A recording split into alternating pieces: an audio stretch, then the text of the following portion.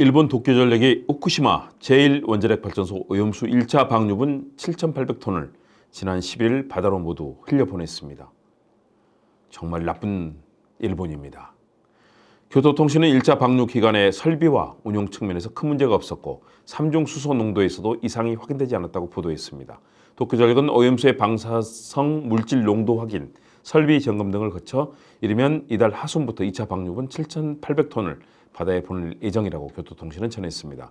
일본은 내년 3월까지 오염수 31,200톤을 방류한다는 구상을 하고 있습니다. 후쿠시마 원전에 보관된 오염수의 약 2.3%에 해당하는 양입니다.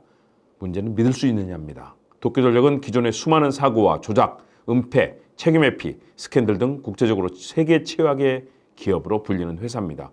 불투명한 정보 공개로 일관하는 그들의 브리핑 믿을 수 있을까요? 악마 같은 기시다 총리와 일본의 행태에 대해서 분노하지 않을 수 없습니다. 안녕하세요. 김은국TV 시사도민고 김은국 교수의 이슈 힘차게 출발합니다. 많은 관심, 응원, 참여, 좋아요, 댓글 공유, 구독과 알람 설정 부탁드립니다. 정말 안타깝습니다. 일본의 후쿠시마 핵 오염 폐수 해양 투기. 최근 경향신문에 실린 일본의 언론인 그가 쓴 칼럼 민주주의의 근간을 흔드는 일본의 오염수 방류, 이 칼럼은 주목할 만합니다. 9월 12일자 실론에서 마키우치 쇼에이 전 아사히신문 기자는 후쿠시마 핵오염 폐수와 관련해 이렇게 진단했습니다. 여러분 경향신문 실론 한번 같이 읽어보겠습니다. 일본 정부와 도쿄전력이 지난달 24일 도쿄전력 후쿠시마 제1원전에 쌓여있는 오염수의 해양 방류를 강행했다. 과학적으로 안전한지 아닌지 논쟁에 앞서서 오염수 방류가 비도덕적 행위라는 점을 짚고 넘어가야 한다. 2011년 3월 원전 사고 이후 후쿠시마 제1원전에서는 엄청난 양의 방사성 물질이 바다와 토양 등에 방출되어 왔다. 세슘 137이라는 한 가지 방사성 물질만 놓고 보더라도 정상 가동 시 상한선에 약 7만 년 분량이 누출됐다. 사고 직후의 오염은 막을 수 없었을지 모르나 현재 해양 방류는 고의적인 투기이다. 이미 7만 년어치의 방사능로 오염시킨 바다를 더 오염시키는 것이 용납할 수 있는 일인가? 바다는 쓰레기장이 아니다. 더 큰 문제는 원전 사고가 세계적인 문제가 됐다는 점이다. 오염수를 육지에 보관하면 일본 국내 문제로 한정할 수 있었다. 하지만 바다로 흘려보내면서 전 세계적인 문제가 돼버렸다. 나는 일본 국민의 한 사람으로서 한국 사람을 비롯해 전 세계 사람들에게 사죄하고 싶다. 이런 상황에서도 후쿠시마에서 대규모 반대운동이 일어나지 않는 것을 의아하게 여기는 사람도 있을 것이다. 그 이유 중 하나는 정부와 매스미디어의 선전이다. 2021년 4월 해양 방류 방침을 결정한 이후 일본 정부가 지난 2년 4개월 동안 주력한 것은 안전 홍보와 수산업 업계의 영업 피해 대책이었다. 정부는 언론과 국민에게 오염수 대신 알프스 처리수라고 이렇게 부르도록 했다. 그리고 TV, 신문 광고를 통해서 알프스 처리수는 안전하다라고 퍼뜨렸다. 정부 관계자는 전국 고등학교에서 안전성을 홍보하는 그런 수업을 진행했다. 후쿠시마산 수산물 판촉 캠페인도 반복적으로 진행했다. 이런 선전과 어업인 지원을 위해 일본 정부는 800억 엔의 세금을 투입할 예정이다. 그러나 일본 정부는 가장 중요한 것을 소홀히 했다. 2021년 오염수 방류 결정 이후 시민들이 자유롭게 참여할 수 있는 정부 주최 공청회는 열리지 않았다. 올여름 들어 후쿠시마현 여러 곳에서 시민과 정부 도쿄전력의 의견 교환회가 열렸다. 하지만 이는 시민 자원봉사자들이 요청해서 개최한 것이다. 정부 주체가 아니다. 오염수 방류 직전인 지난달 20일 기시다 후미오 총리는 후쿠시마 제1원전을 시찰하고 도쿄전력 간부들과 만났다. 왕복 도중에 후쿠시마현을 지나갔지만 후쿠시마 주민들과 대화할 시간은 만들지 않았다. 정부가 시민에 대한 책임을 다하고 있다고 보기 어렵다.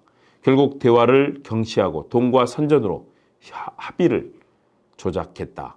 오염수 방류에 관련해서는 민주주의의 근간이 흔들리고 있다.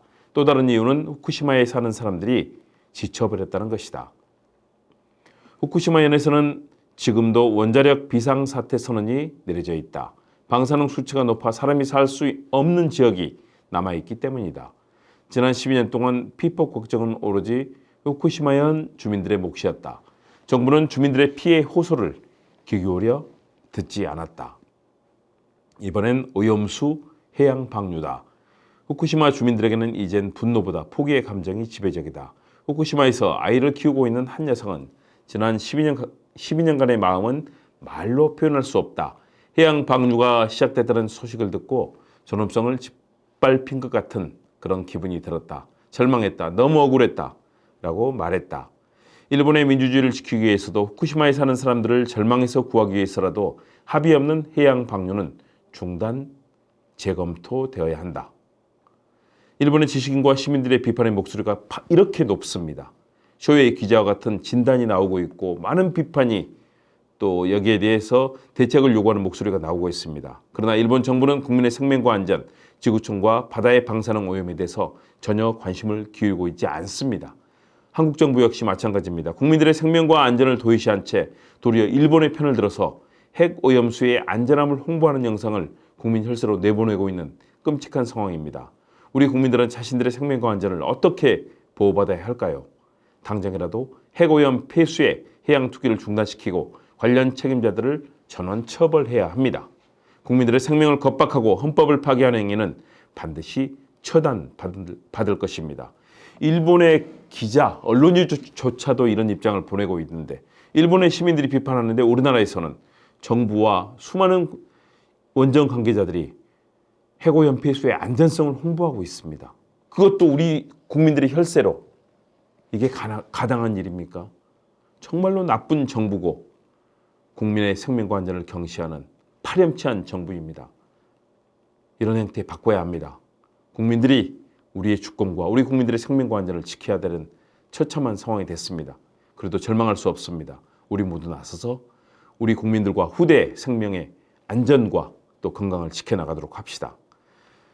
미디어피와 함께하는 시사 도민고 김옥 교수의 스피치 횡단열차 그리고 이슈 오늘은 후쿠시마 핵오염 폐수에 대한 일본 언론인의 지적 그리고 우리들이 나가야 될 방향에 대해서 생각해 봤습니다. 여러분 함께 뭉쳐서 이 어려운 지경 반드시 이겨나갑시다.